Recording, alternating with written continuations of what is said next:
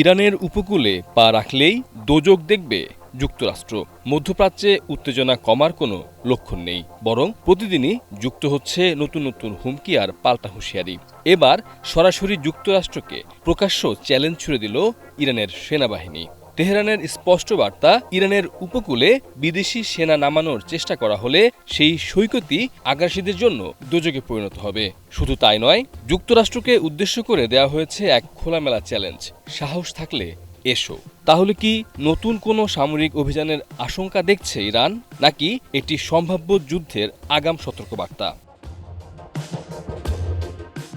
ইরানের রাষ্ট্রীয় টেলিভিশনে দেয়া এক সাক্ষাৎকারে দেশটির অন্যতম শীর্ষ সামরিক কর্মকর্তা রিয়াল অ্যাডমিরাল হাবিবুল্লাহ সাইয়ারি বলেন, ইরানের সশস্ত্র বাহিনী, আইআরজিসি, আইনশৃঙ্খলা বাহিনী, বাজিজ বাহিনী এবং সাধারণ জনগণ সবাই মিলে এমন শক্ত অবস্থানে রয়েছে যে কোনো শত্রু আর ইরানের উপকূলে সেনা নামানোর কথা কল্পনা করতে পারবে না।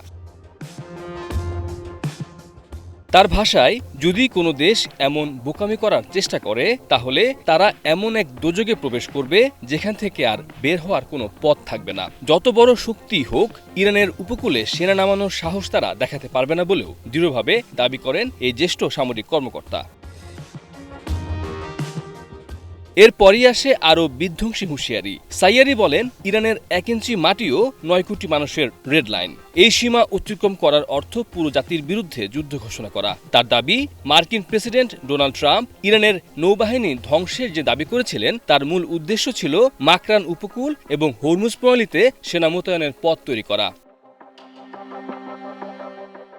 তবে সেই পরিকল্পনা পুরোপুরি ব্যর্থ হয়েছে বলে দাবি করেন তিনি। সাইয়ারির ভাষ্য, ট্রাম্প খাগ দ্বীপ দখল, হরমুজ প্রণালীতে যুদ্ধজাহাজ মোতায়েন এবং উপকূলীয় এলাকায় সেনা পাঠানোর কথা বলেছিলেন, কিন্তু বাস্তবে এসব লক্ষ্য অর্জন করতে পারেননি। তার মতে, যুক্তরাষ্ট্র ভুল করে ভেবেছিল ইরানও এমন একটি দেশ যেখানে সহজেই সামরিক চাপ সৃষ্টি করা যাবে।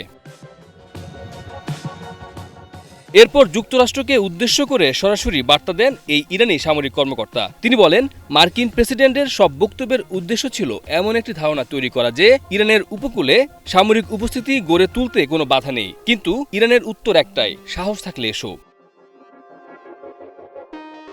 তবে সাইয়ারি স্বীকার করেছেন, কিছু আধুনিক প্রযুক্তির ক্ষেত্রে ইরান এখনও প্রতিপক্ষের চেয়ে পিছিয়ে থাকতে পারে, কিন্তু তার দাবি, নিজেদের প্রযুক্তি ও সক্ষমতার উপর নির্ভর করেই সেই ঘাটতি দ্রুত পূরণ করছে তেহরান।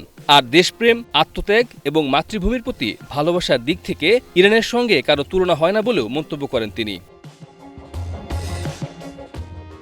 ফার্ম ফ্রেশ পাস্তুরিত তরল দুধ, বেশি ভালো দুধ। ইরানি জনগণের উদ্দেশ্যেও আশ্বাস দিয়েছেন এই জ্যেষ্ঠ সামরিক কর্মকর্তা। তিনি বলেন, প্রতিদিন যুক্তরাষ্ট্র নতুন নতুন বক্তব্য দিচ্ছে, সামাজিক মাধ্যমে বার্তা ছড়াচ্ছে এবং ভয় দেখানোর চেষ্টা করছে, কিন্তু এসব নিয়ে উদ্বিগ্ন হওয়ার কোনো কারণ নেই, কারণ দেশের সশস্ত্র বাহিনী পূর্ণ প্রস্তুতিতে রয়েছে এবং ইরানের সীমান্ত সম্পূর্ণ নিরাপদ।